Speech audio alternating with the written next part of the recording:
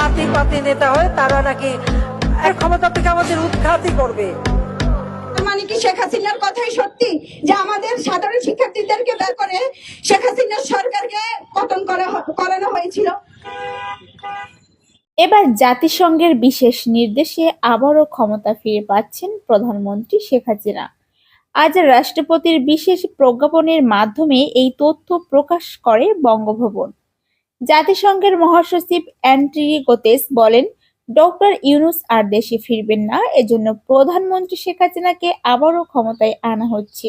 রাষ্ট্রপতি শাহাবুদ্দিন চুপ্পুকে ইতিমধ্যে একটি নোটিশ প্রেরণ করা হয়েছে, যার মাধ্যমে জানা হয়েছে যে যাতে আগামী এক সপ্তাহের মধ্যে সব কাজ সমাধান করে প্রধানমন্ত্রী শেখ হাসিনাকে আবারও নতুন রাষ্ট্রপ্রধান হিসেবে ঘোষণা করা হয়।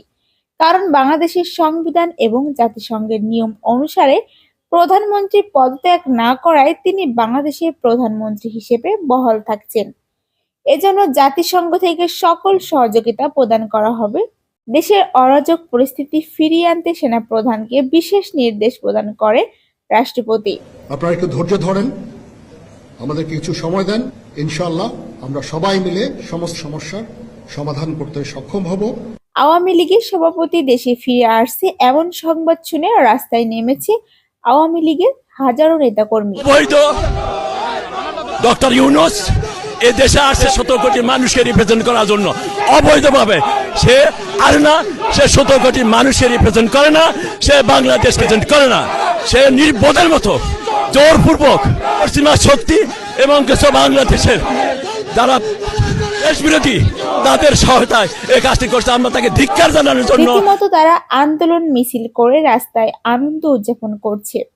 এদিকে গত 5 আগস্ট বৈষম্য বিরোধী ছাত্র আন্দোলনের মুখে পদত্যাগ করে বিশেষ ফ্লাইটে দেশ ছেড়ে ভারতে পালিয়ে যান প্রধানমন্ত্রী শেখ হাসিনা।